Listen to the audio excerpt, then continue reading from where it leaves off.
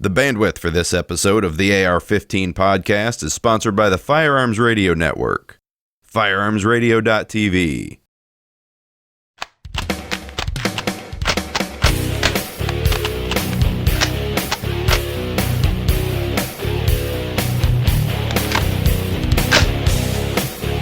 Welcome to episode number 85 of the AR-15 Podcast.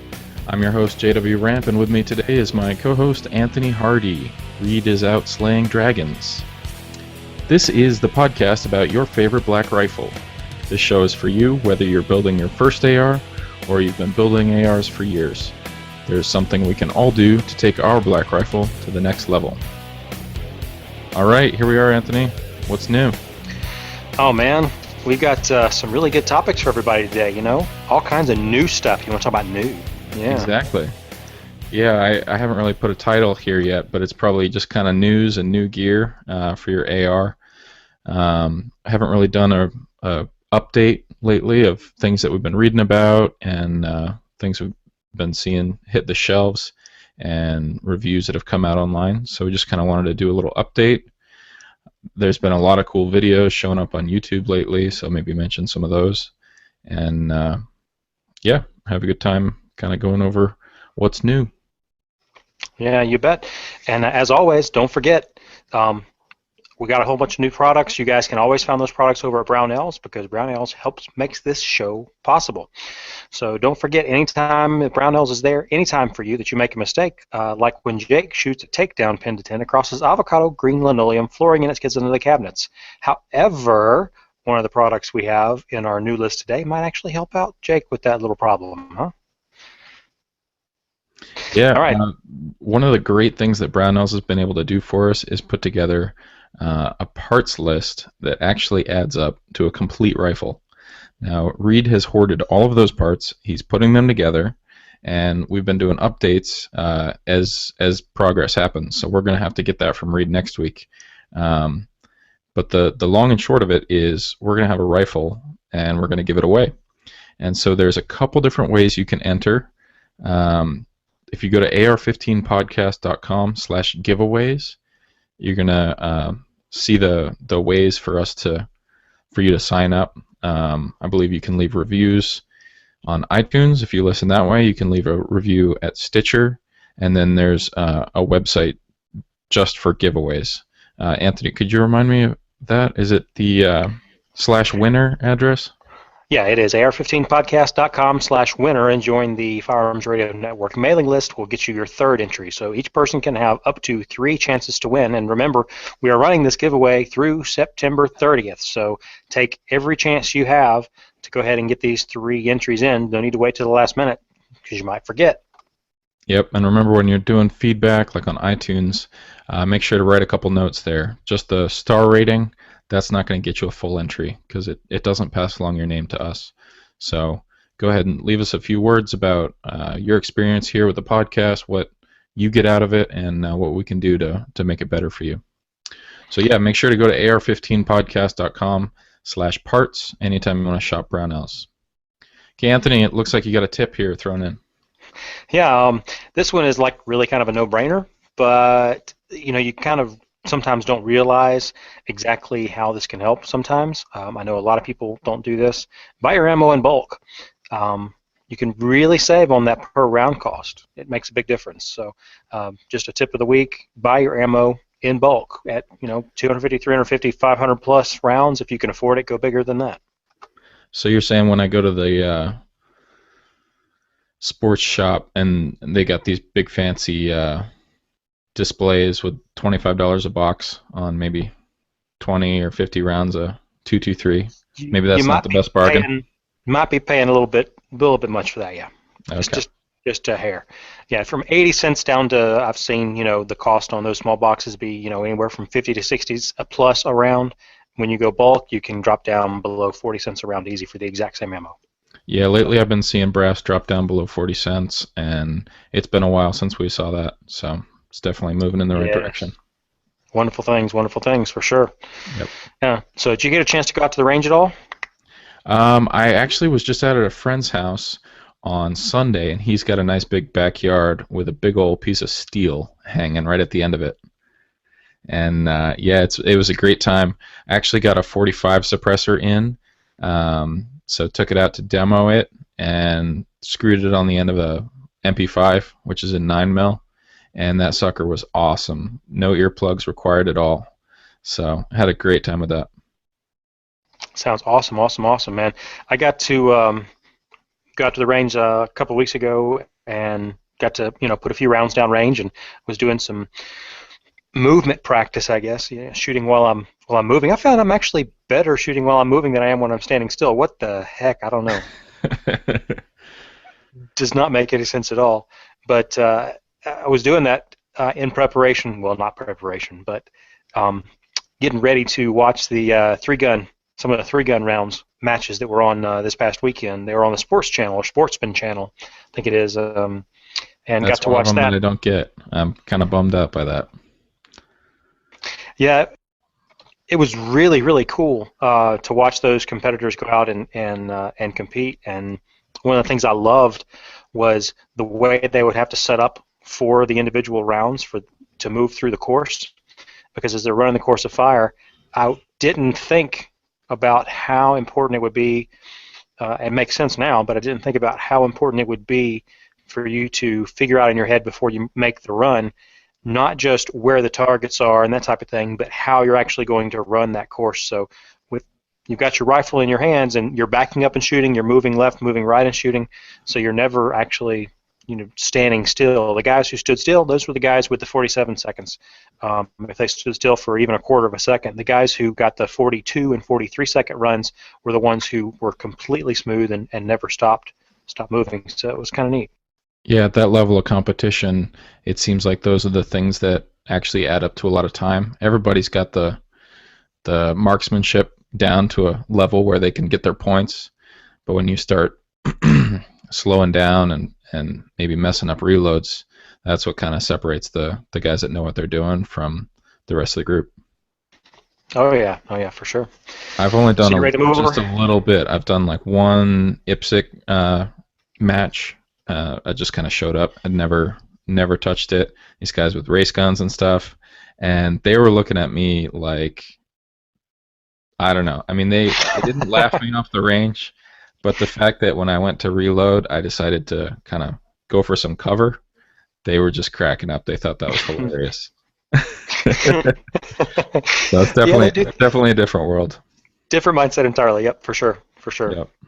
All right, well, let's get into this. We threw together a couple links of some things we've been reading. I know one that I just saw recently was over at guns.com. They do a great job of keeping up to date with the news. It seems like kind of one of those, I don't know, like a link bait or kind of like a little bit of a excessive headline, but they were saying that the U.S. House voted to roll back D.C. gun laws and end the assault weapons ban. And it looks like what actually happened is that the House approved an amendment to a spending bill, because that's the power that they got. They can control money. Exactly. They sneak things through that way. Yeah. So they tried to take out all the appropriations that were connected to enforcing gun laws in D.C. And so what's that mean? It means that federal money can't go to lock people up for having modern sporting rifles in D.C. But unfortunately, there's other places where they can get that money from to toss people in jail for having ARs. And so I don't know how much this is going to slow them down. It's great to see some people get involved and try to actually repeal some of these things that are slowing down legal citizens from getting these great rifles that we all have learned to love and enjoy shooting. Step in the right direction, maybe, but hopefully we can take some bigger steps to let people enjoy the shooting sports. Yeah, I mean, DC is going to be a difficult place to get anything to actually go all the way through. I mean, it's so entrenched into whatever that mindset is that they have. I won't even try to comment on it, but it's going to be difficult. But the fact that the House actually could get that through was pretty awesome, I thought. Yeah, it was pretty explicit as far as what they wanted to repeal as far as letting any capacity magazine into the city, allowing 50 caliber rifles. It was pretty serious. So we'll see how far things like that get. Yep. So what's this next item you've got here? I haven't had a chance to watch this yet. So this is a video that Noveski put up, and I think it's titled Viva Noveski, and it looks like somebody either had a friend or they had one of their own, got like a really nice camera, really nice video camera with slow-mo and HD and all that, and they just decided, hey, we've got lots of guns, we're Noveski, let's go out and make a video. This is awesome. This is awesome. The dude's looking inside the case. He's like, ooh, and you look, oh, he's looking at this wonderful gun or whatever. Nope, he pulls out a big sucker. And then they had one. This is, yeah. You guys should definitely go take a look at this. Some sort of dream world out of the mind of the Noveski guys. So as far as I'm concerned, more of this. High quality videos, having a good time, showing that we don't take ourselves too seriously here in the industry. Yep, exactly. Very cool. Yep. Next one I tossed in here was one that I saw. Jerry Michalek, forgive me if I'm pronouncing his last name wrong. I've heard it a couple different ways. I think you got it right. He found himself to have strapped on some SIG AR-15 pistols, modern sporting pistols. He just kind of happened to look down and they were strapped to his arms, and so he wanted to make use of those. So he dual wielded them, and what was that drill that he ran? He basically had like 5 targets in front of him and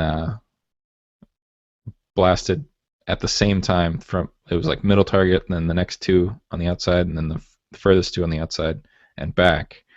And I mean, it's Jerry Mitchell, like he did a pretty good job no scoping through the pistols.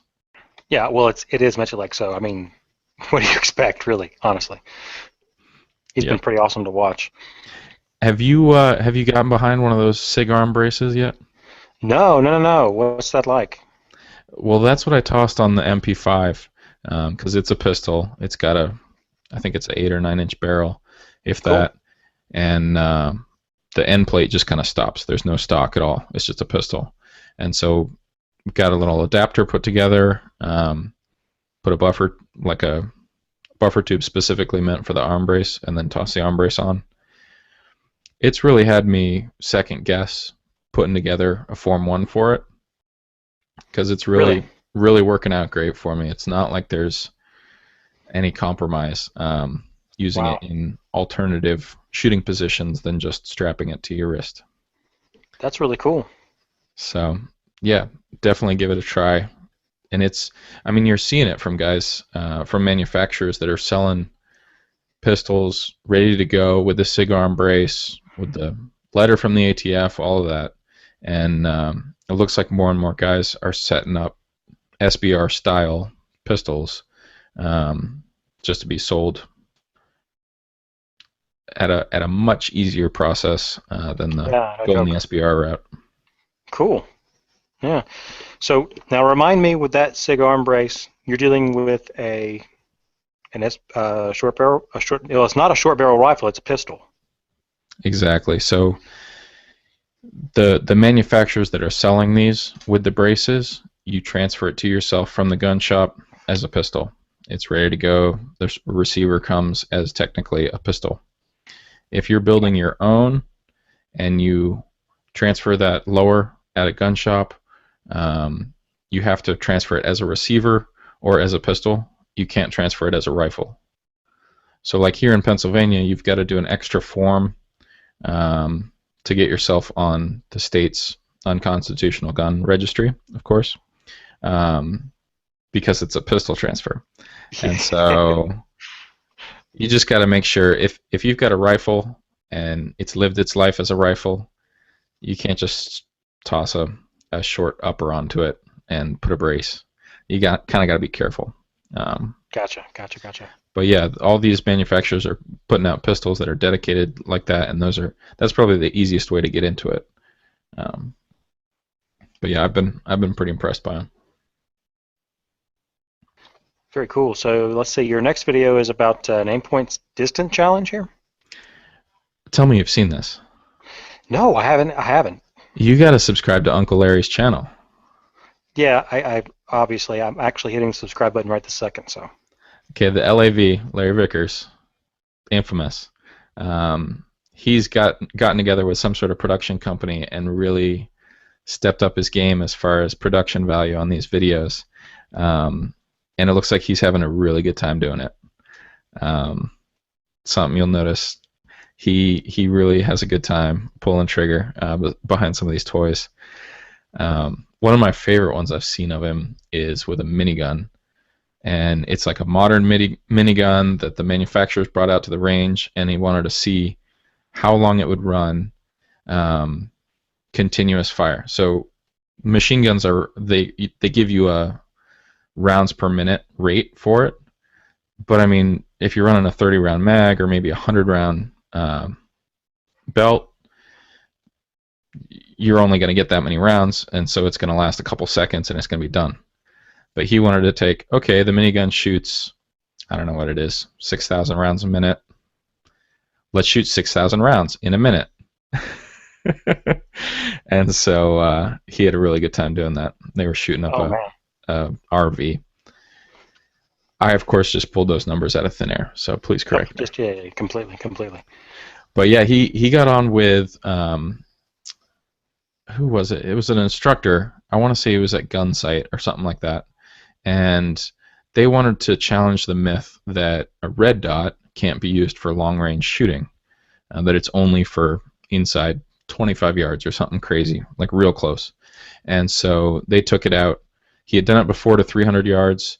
He did it to 4, 5, and I believe 600 yards, and was getting second-round hits on kind of a large man-sized target. It was a big rectangle. It looked like it might be 4 or 5 feet tall, and he had the instructor with him was spotting. He was using a great spotting scope and calling his offsets in widths of the target. So at 500 yards, he was saying, "Okay, hold a target high and a half target width left," and walking them right in. So he'd fire one, see where it splashed, make an adjustment, boom, he was right on. At the end of the video, he mentions that for precision shooting like this through a red dot, he'd probably recommend a 2 MOA, like one of the smaller, finer dots, so it doesn't obscure as much of the target. But that what happened to be on his gun, because it was just one that he grabbed and decided to make a video with, it was a 4 MOA. So this is kind of on the larger end. So when you're getting your gun up, you might be able to see that dot a little quicker. It's bigger, get it right on target. But for really taking your time with those long shots, smaller dot might be better. But he was able to show that getting hits 4, 5, 600 yards, really the extent of what you're wanting to be sending 5.56 to, was completely doable. No magnification. And it really showed how important a good spotter is. Tracking your hits through a tube like that without any magnification might have been tough. He had a good spotter walking him in, and really showed that red dots can make it happen. That's cool. Yeah, I'll just let the video kind of play and fast forward through some of it, and he was really able to hit those targets out there. That's really nice. Yeah. So I mean, I think one of my first ideas was when I was putting my AR together was I need magnification if I'm going to shoot any further than 100, or even when I was shooting at 100 and wanting to get really tight hits on paper, oh man, I can barely see it unless I got this really high contrast target. And yeah, so take your gun out before you spend a bunch on a magnifier. Give it a try. See what you can do with that red dot. If you're really trying to cover up your group with a quarter, you're probably going to get a longer magnification scope anyways. But if you're looking at pinging kind of torso or half torso sized pieces of steel out a couple hundred yards, hey, it's really doable without spending a bunch on extra glass. You save the weight on your gun. Things are a little smoother, a little cleaner, and yeah, so give it a try. Yeah, very much so. Sounds really cool. Yeah, I've still got to get some training in on my longer range. I know JW and I were talking about before we got on when I actually can do a little better now at range now, but I've still got a lot of work to do. So hopefully I'll be able to get. I think Appleseed is supposed to start up again. I think it's in August, so I'm gonna try to make it out to an Appleseed event. See if I can get some basic marksmanship in. Yeah, obviously when you're shooting that far, all the fundamentals rear their ugly heads.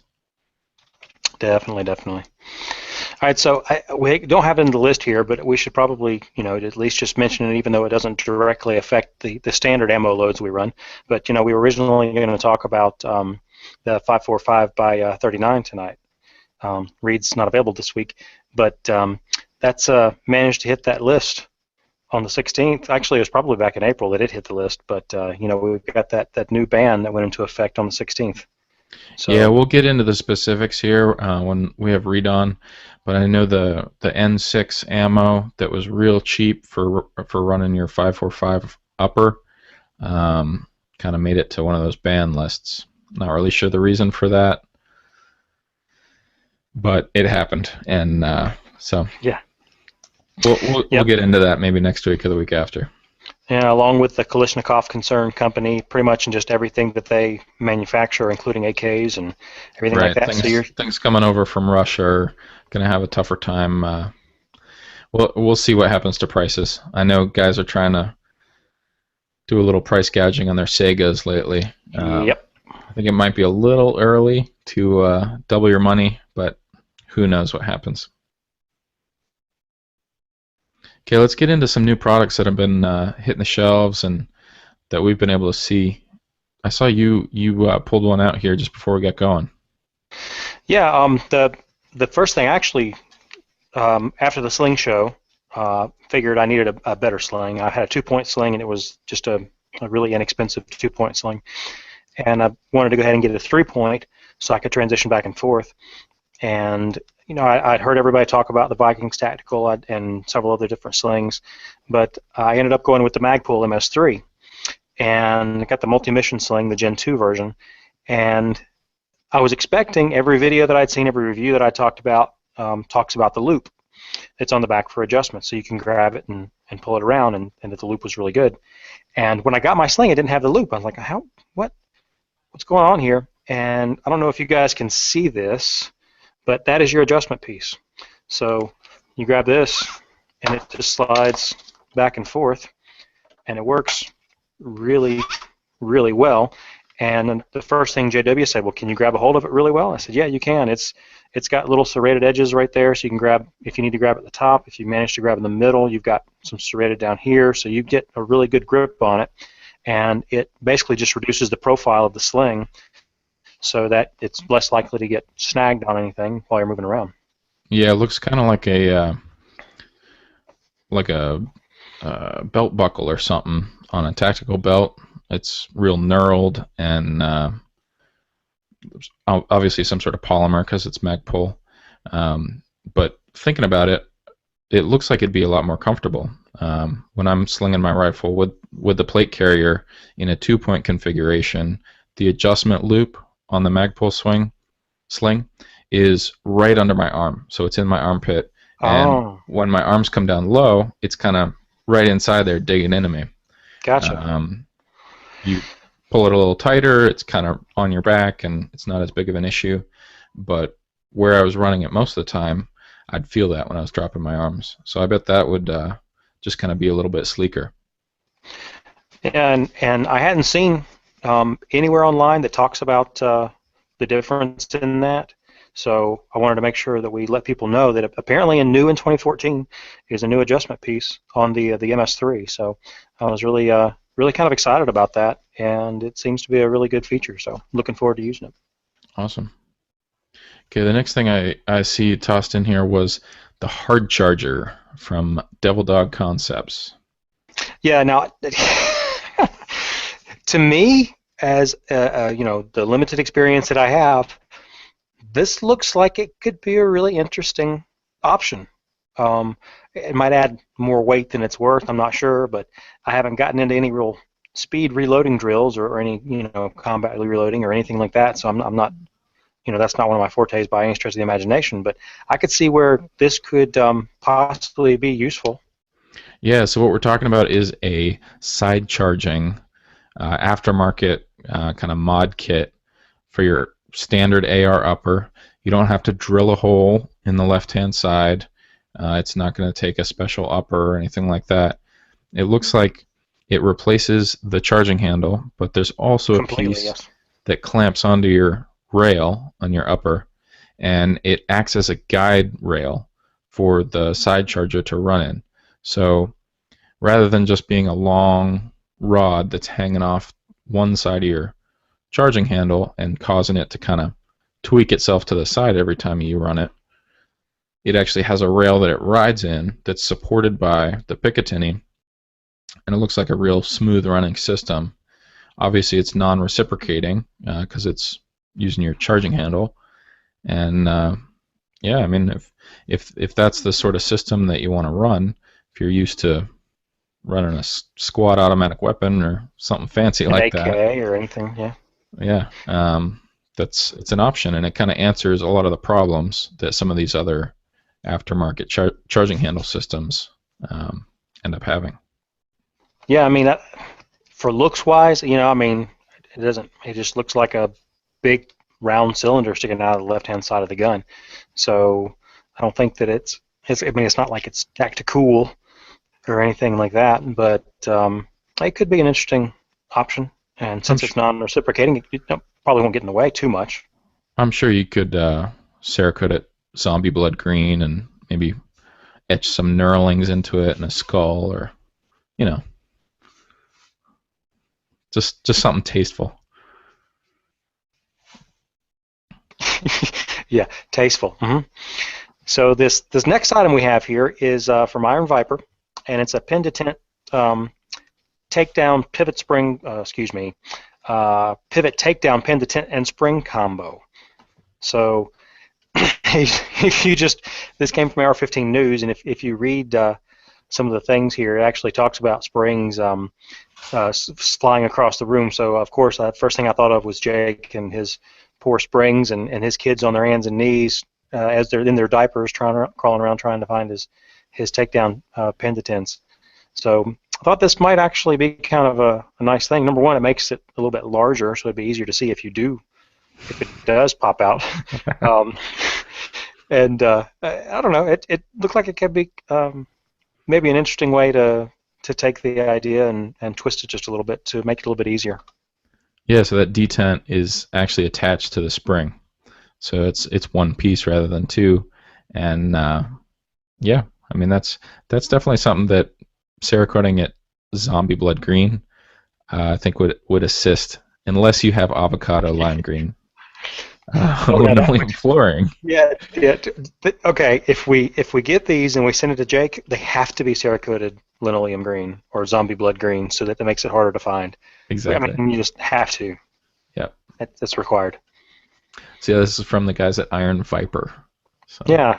So I haven't heard anything about that company before, but the pictures look like that they're a good quality spring. It doesn't look like it's a cheap spring. Of course, now I don't know how much you can tell from a picture, but they look pretty nice. From my expertise in springs. Oh yes, we're both massive experts in springs, not. And so our next item here that we're going to cover is we've got a couple of New York compliant MSRs, and these guys have, they're not brand new. Since we've had all the gun laws and whatnot go into effect up in New York, there have been several companies that have worked to come out with some very nice New York compliant modern sporting rifles. And the first one we have in our list is from Adams Arms. Now, guys, please note that the two we're covering are not the only two, I'm sure, but those are the two that I've heard about in the news. And I don't know what all the laws are in New York. I'm not even going to try to cover those while we're here. But I can tell you that it still looks like an MSR. I mean, they didn't really have to destroy the looks too much, and the stock is not adjustable. I'm sure that's one of the deals there, but the stock looks really nice.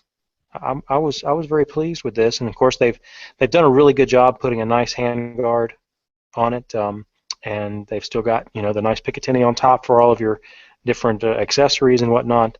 So it looks like a really nice rifle. Have you had a chance to see any of these in person or see any videos or get any news on these? I've never been faced with the situation of not being able to use the standard AR.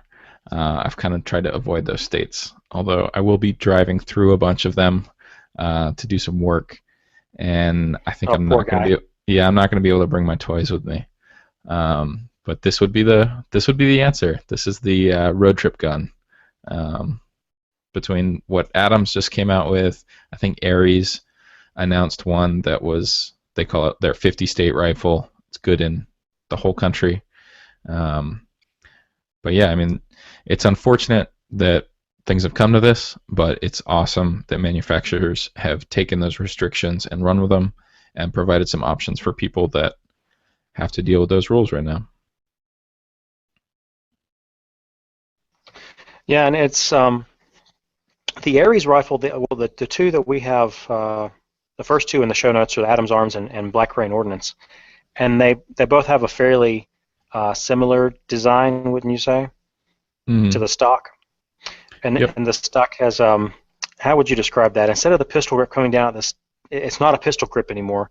Yeah, it's like the A2 grip is sweeping rearward, and then it has a piece of stock extending back to the actual shoulder stock piece. And then the buffer tube just comes out of the back of the receiver without actually being attached to the stock at all, it looks like. Right, and then there's like a cheek riser. So, I don't know, it kind of looks like one of those fancy Competition aftermarket rifles. Yeah, exactly, aftermarket stocks for a long gun. So, Yeah, so it's got a MOE rail system on the front. There's a piece of Picatinny on top of the gas system. Now this is an Adams, so does that mean it's a piston gun? I'm not sure if it is. I had definitely. I would have thought that they'd call it out, but I don't know. That's what I was looking to see. Maybe piston guns are so run of the mill for Adams they don't even tell you that it is. Yeah. Yeah, I mean that front sight base, the gas system, it looks kind of beefy, so there might be a piston system there, or at least an adjustment knob. So it does look like there's an adjustment knob right there at the end of it, doesn't it? Yeah. That would be really cool. So that gives you multiple options. That's very, very cool. Yeah. So yeah, the Black Rain Ordnance one, it was covered by Fox News. That's the link we got there. So it's great that some of the bigger news sites are actually following along and learning their gun terminology so that they can actually speak with a little bit of fluency about some of these ridiculous restrictions. But yeah, it's the world we're living in, and while we try and change it, there's some workarounds, and it's good for those manufacturers that are able to come up with that sort of thing. All right, this next one here I see. Heard a lot about this. They were teasing the press with some shotgun shells that showed up at their house. Silencer Co. We interviewed the guys at Silencer Co. and thought it was a great interview. Yep. They're good group of guys led by a awesome CEO. It's Josh, right? I think so. Yeah, and they teased this without giving us any details. Of course, if you remember, I think there were some hints. Josh said there's going to be something big. I may have guessed. I think you called it 12 gauge. I think you did. I'm not going to claim that. No, I'm pretty sure. I think that's even in a show somewhere.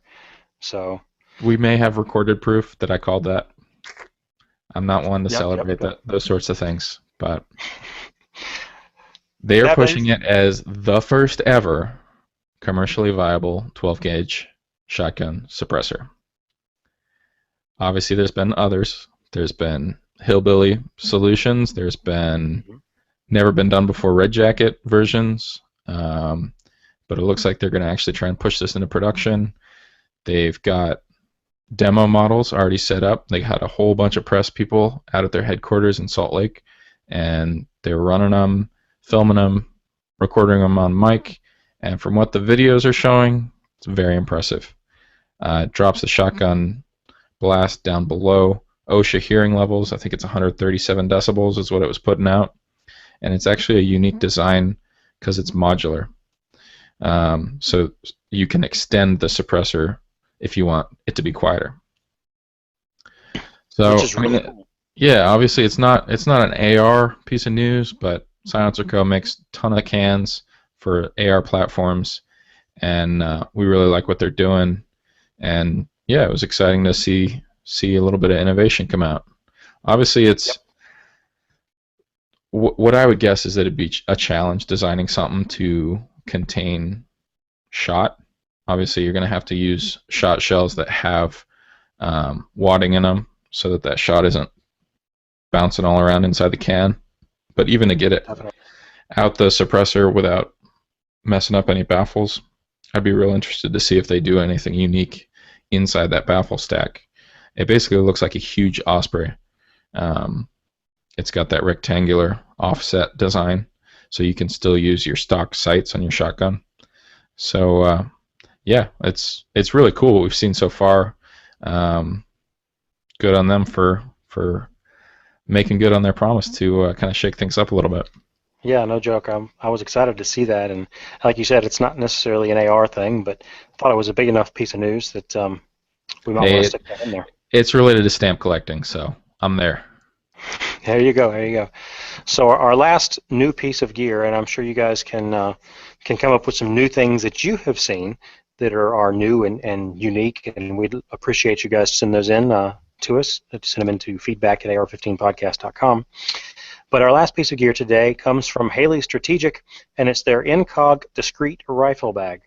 And I haven't actually had a chance to put my hands on one of these, but saw the news story about the release of this, and I thought, well, you know, it looks pretty nice. Now, the price is a little bit on the steep side. It's $170, as they even say on the Haley Strategic site, $170. But it is pretty nice. It's lined with some nice Velcro, so you can use it to stick your knives down in there, or Velcro strips to strap in your rifle or pistol or magazines and whatnot. And then in the other portion of the bag, it has some nice meshed out zipper compartments and a pouch. And it looks like there's one large zipper compartment in the middle that will hold multiple magazines. I can count 4, but it looks like it's fairly deep, so you can probably stack them, don't you think, JW? Yeah, it looks like there's some room there, depending on how bulky your gun is. Yeah. So it could be a very nice bag, and it is, if you take a look at the pictures, if you guys find it online, you can find it just haleystrategic.com. It that side pocket where the mags are is expandable, so I'm guessing that you don't have to stack it full. And if you don't have to put more than however many magazines in it, it will be inside the bag and can still be, the outside can still be flush, so it doesn't look like you're carrying a whole bunch extra, or it's got the expansion zipper on it, so you can expand that. I'm sure that means you can add additional magazines to that. And it does look very incognito. It looks like just a big square bag or rectangular bag. It doesn't look like it's a gun case of any sort. It's a soft-sided case. Looks like it has a very nice rubberized carrying handle, and it does have a concealed carry strap, so that the strap itself is concealed inside the bag, and you can pull it out and run across your back if you've got a nice carry, a long way you've got to carry that. So it looks like it's a nice bag. It is on the expensive side, but I would imagine that coming from Haley Strategic, it's probably got some really nice design and quality to it. Yeah, one of the things I thought was cool was that front panel pocket. It's kind of right on the side there that you could put magazines in. It's expandable, so you can actually grow it a little bit, and it fits perfectly their D3CR, which is their front chest rig kind of modular platform that velcros or clips right into a carrier. And so if you have a rig that already has mags fed in it, it fits right in the bag. So you're basically ready to go. You flip open the bag, stick your mag carrier right on the front of your plates, and you got your gun. It's offered. cool. only in disruptive gray, but there is a big old piece of Velcro on the front, so you can put your keyboard commando or your zombie hunting license Velcro patches right on the side. Yep. Yeah, go ahead and make sure you've got that zombie green or red or whatever color you happen to choose. Yep. I noticed, where was I? I think it was a Red Robin. There's a guy came in, he was wearing like the fishing vest. So I was like, there's probably a gun under there somewhere. And then I noticed on his hat he had like a zombie Velcro patch. And For sure. it definitely saw some holster clips hanging out. So while concealed carrying, there are some gives or some tells that you can notice. Yeah, you can easily work around those because, well, you've listened to Peter Palma enough on the network, haven't you, to know what his workaround is for that? What's that? What is it? His pink unicorn shirt or whatever. You got to offset it somehow. Yeah, so I mean, if he's wearing a pink, nobody expects somebody wearing a big pink unicorn shirt to be carrying a gun. So, he's gonna be the last target anybody's gonna go after. Yep. Yeah. Well, that about wraps up the new gear that I had listed here. Is there anything else you could think of? Yeah, I mean, this is a great subject for you guys, the listeners, to provide us with some feedback. What have you been ordering, trying out, seeing at the range that's new, that's different, that might be a different take on what's been out there for a while? We want to hear from you. We'll throw, obviously, all the links for how to get in touch with us, and we'll go over it here at the end of the show. But yeah, get in touch. Let us know what you've been using, what you're excited about, maybe some things that gotten teased and haven't quite hit the shelves yet. We're kind of in the lull before SHOT Show, I guess. So yeah, let us know what you're looking forward to. Very good, very good. All right, so we'll go ahead and move on into feedback then. And our first piece of feedback comes this week from Mario S. Unique64 is his nick online, apparently. He says, "Hey, Reed." Sorry, Reed's not here. "Well, I'm almost finished with my very first AR build and wanted to ask you which muzzle brake comp you recommend. My style is close quarter training, and here are the ones I was looking at. Let me know what you think or have any other suggestions to finish this up, as I don't have any experience with any of the muzzle brakes below. If you need additional info, please let me know." So I'm sure Reed probably has already answered you there, Mario, but the four devices he was looking at is a Battlecomp 1.0, PWS FSC 556, the Surefire MB 556, and the BCM Mod 0. Do you have any experience with any of those there, JW? I know you probably do. Yeah, the first and the third. I had a battle comp on my very first gun that I actually chopped off and put an AAC on just to suppress it. Those battle comps are loud. They definitely tame any sort of muzzle rise that you're going to be experiencing from your gun. So they do their job as a comp great. They are super loud, and you do get some flames out of those little tiny ports when it gets dark. So that can be fun, though. Yeah, it can be fun. It's great for photos, show. But it's definitely not a flash hider. The comps are definitely very specific. They compensate the movement of the gun. And so Mario says that he's into close quarter training. It's going to be great for him running that gun and making nice follow-up shots without his gun moving around very much.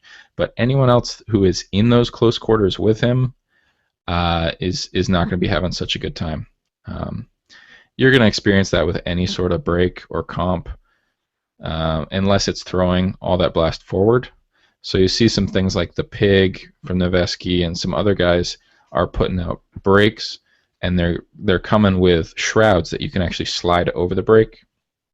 So it sends the gas sideways, and then the shroud sends it forwards, and the shroud's removable. So it makes it slightly less effective, but it cuts down on that concussion that comes to you and to anybody who's next to you.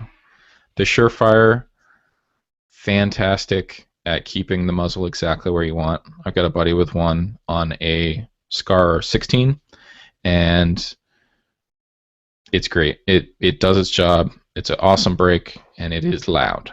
So those are kind of the compromises that you're going to make.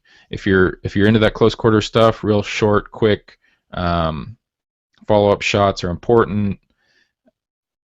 It's a good option. If you're shooting on the range at a bench next to a bunch of other guys, maybe not the friendliest option. Gotcha. And our next piece of feedback comes from Jacob M. And he's writing in response to Chris's issue with his KMR handguard. And by the way, guys, I love this whenever it gets meta, because it's you guys being meta writing back into us, and then when you're writing back in to respond to somebody else, that's community building right there. That's awesome. So he's talking about the issue of space when you're using the KMR handguard, the key mod issue there, and having a small Picatinny rail section and not being able to mount, I think, a 45-degree rail piece. And Jacob says, at first I thought the same, but some will fit. I have a Surefire light with a cheap aluminum ring. I attached that to the Picatinny rail section that came with the KMR, and I have it to the top right 45 section. It was snug, but it wasn't too difficult getting it on there. The KMR is super lightweight and a great handguard. I'm sure Chris thinks so too if he has two of them. I just didn't want people to get too discouraged if they are planning on doing a setup like that, because it is possible. So that's good news to know. Just have to be very picky about what you're going to be specifically mounting to make sure it's going to work. Then he goes on to talk about our episode 79 that's on slings, and he said he briefly heard mention of The Way of the Gunsling by Frank Proctor. He liked the idea of a minimalist setup, so he wanted to try it. It attaches using supplied paracord, so there's no need for any hardware or bulk. It's slim, lightweight, and battle-proven. Frank spent 18 years in the military, 12 of which was Army Special Forces. He did a great job, and I highly recommend his sling. Any doubts, just YouTube one of the review videos. So have you had any chance to put hands on one of those Way of the Gunslings? I have not, no. Have you seen anybody run one before? Not that I knew about. Gotcha. I mean, we got into it with the Sling Show. Yeah. There's kind of two big ones that everybody seemed to run, and then from there, some people kind of like to specialize, and they've found some things that work for their specific application a little bit better. Cool. But yeah, obviously we're learning some great things from these guys who have actual experience in the field, and I think we're just going to see that more and more as they get into the industry and realize that the lessons they learned actually putting these guns to use have great application here in the commercial market. And Jacob M. Continues to write on to us and talks about his findings with stocks. Said he's been really wanting to talk about that to a lot of people. And he's used a bunch of different stocks. He's tried a couple of VL Tours, Tapcos, and Magpuls. And he likes the B5 Bravo stock the best. It's lightweight, has a great cheek weld without the additional bulk of battery compartments. And the plastic they use is very durable. It can take quite a bit of heat and punishment before it deforms. For the price around $60, it's a really nice stock. And one last thought, I noticed a big improvement in the audio the last few episodes. It makes it a lot more enjoyable to listen to. Thank you, and I'll try to add a photo of the KMR mount. We didn't get a chance to get the photo yet, but we do appreciate you noticing our improvement in the audio there, Jacob. That's something we've worked on, and one of the things, hopefully, that's helping is I'm muting myself because my mic apparently is fairly noisy whenever I'm not talking, so hopefully that helps out. All right, Ian K here. He says, last week you were talking about the key mod system and all the accessories a couple weeks ago. Just picked up the beautiful KMR 13 rail from BCM. It's very lightweight, fit and finish is first rate, comes with Loctite, extra rail sections, and a barrel nut wrench. He says some people make you pay extra for the barrel wrench, but it comes right in with them. He says the assembly instructions are clear and concise, but the instructions actually made a point that the key mod hole is not to be used as a QD point. He says, thanks again for the great program. So yeah, I mean, I haven't run this on my own, so I haven't really had a chance to get really up close and personal with different QD slings. We were kind of throwing the idea around at the end of the show. I guess the manufacturers don't recommend it, so maybe give it a try, see if it works for you. But if you really want to make sure you got 100% retention, things are staying where they need to be, and releasing when you want them to, get a dedicated QD mount, and it's really not going to add that much bulk. You guys are making these real low profile for the KMR rails. And our last piece of feedback comes from Nathan Y. I just wanted to say thank you for your quality of shows and the variety of topics. So here's some irony.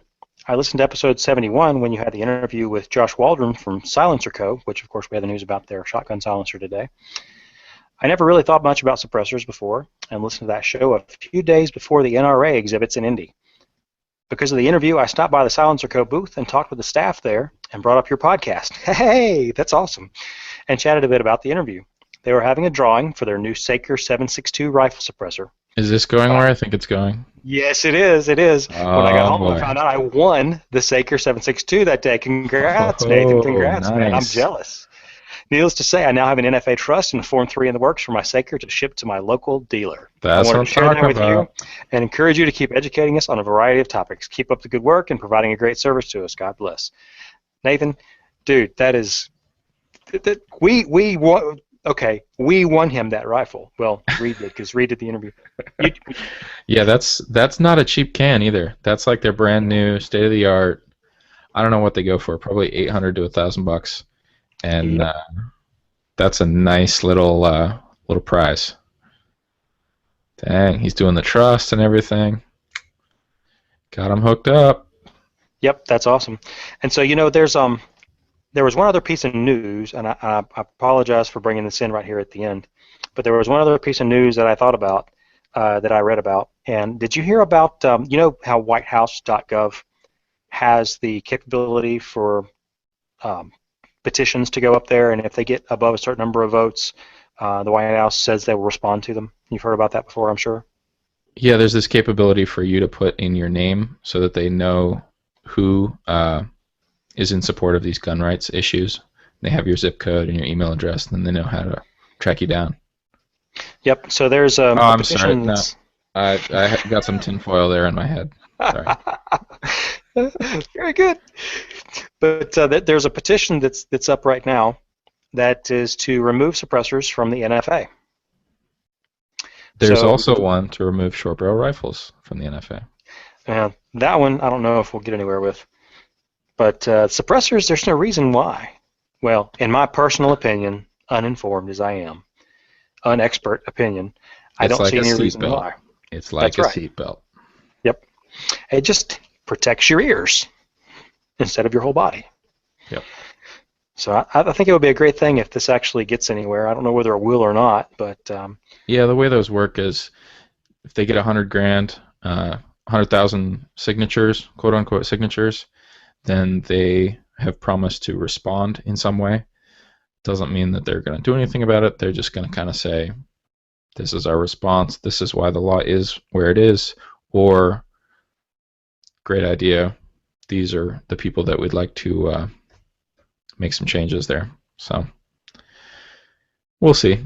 It's good that things like that are getting traction. When I signed on to it, because I did put my personal information down, I think there were like 30,000 signatures. So that's a great start. 35, almost 35 and a half right now. So before August 5th, to get that to 100,000, they need around 65,000 signatures. So I'll put that as one of the links in the show notes if anybody's interested, or you can obviously just search suppressor petition, and it'll be one of the first, if not the first link that comes up to you on Google. Yep. It seems like as far as legislation is concerned, and gun control, things are always moving in one direction, and it's to take away some of the things that we've been able to enjoy. This is one of those issues that I don't see being as difficult of a fight, just because of all the benefits that people on both sides of the issue can understand. It's not a convoluted technical argument over this is the part that goes up. It's a safety issue, and it's demonstrable, and yeah, I would be really happy to see some progress be made on this issue. Yeah, and there's also the fact that in Europe they're already legal and have been, and in some cases I think there are some countries that actually require their use in certain areas. So I think that will help as well. Yeah. So and I got one more thing, JW. I know that. Okay, lay it on me. I know, but I've got to share. We're going off notes here. Off notes, completely off notes. This is a brand new product that is going to be launched, and I think the company's name is Hardy Enterprises or something like that that's launching this product. Are you ready? Okay, can you see this? Yeah, this is going to be awesome. Okay. What See if you can what is describe this for our listeners here. So it's a revolver, and there's no barrel on the end, and instead of a hammer, it has a barrel pointed back at the operator. Yeah. So that's for the person that doesn't really need a gun. It's a stupid. If you just Google reverse gun, you'll see it. It's a stupid little picture, but. Anyway, just a small little bit of humor to close out the show. On that note, we already mentioned this awesome giveaway. So if you head over to AR15podcast.com/winner, you can get on our mailing list and give us all your personal information, and we'll sell it to the government. Wait, hang on, what? Or maybe we'll actually just send you some updates every once in a while about the awesome shows on the network and give you a chance to win this great AR. You can also leave feedback on iTunes or Stitcher and get your complete package of 3 entries. So maybe you could be as lucky as Nathan and get yourself a nice new piece of kit. That dude is lucky, man. Yeah. Make sure to send your questions or comments to us at feedback@ar15podcast.com. You could also leave them via voice right there on the website using the SpeakPipe plugin. Remember, you can subscribe and listen to the AR-15 podcast or any of the other shows on the network at firearmsradio.tv/iTunes, where you'll be also able to leave a review. That helps place us higher so that people looking for shows like this are going to be able to find it a little bit easier. If you listen to us over on Stitcher, leave us a review there. I already covered that for the giveaway. Throw some photos up on Flickr of your latest build. We'll be able to see those at flickr.com/groups/blackrifle if you share them with the group. And then we're recording here through Google Plus live on normally Monday evenings. Tonight's Tuesday, but you can visit where all the shows are recorded live at firearmsradio.tv/plus. When I started this one up, it looked like the guys over at Gun and Gear Review were running a live show as well. So hop on the Google Plus page and see what's going on. If you're at your computer in the evening, there might be a live show that you could actually have a little back and forth with the hosts. Let's see, next up is our YouTube page. That's where all these videos end up, youtube.com/firearmsradio. Over on Facebook, facebook.com/firearmsradio. And at all these places you can find other podcasts. Have you been listening to any other podcasts recently, Anthony, that you want to talk about? None specifically, but I'll tell you that I do spend quite a bit of time listening to This Week in Guns.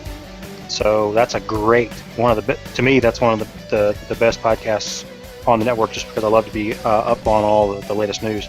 And then Gun Guy Radio is pretty awesome. I was just flipping through my list here. Those are really great ones, and I make sure to listen to those every week. Yeah, our show this week was kind of like a little taste of what This Week in Guns looks like, but they put it out every single week, so it's a great way to keep up to date on what's been going on.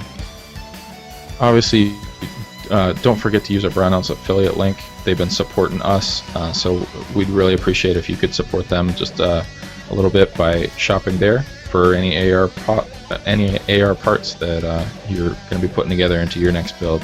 If you go to AR15podcast.com/parts, that'll let them know that you came to them from us. And remember not to when you're shopping Amazon, do it through our firearmsradio.tv website affiliate links. If you just go to the main website for the network, any of those banner ads will take you right over to Amazon and give us a teeny weeny part of your purchase. And it doesn't change your price at all.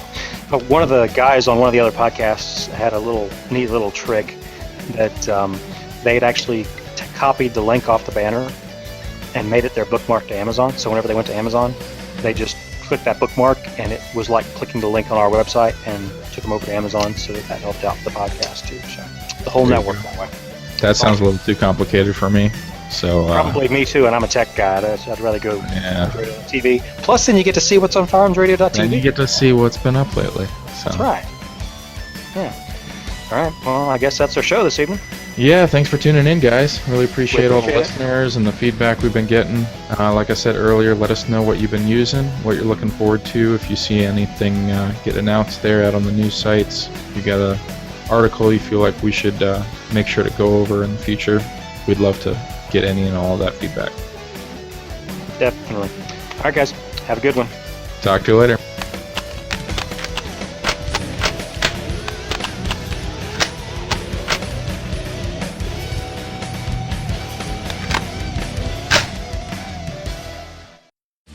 This has been a production of the Firearms Radio Network.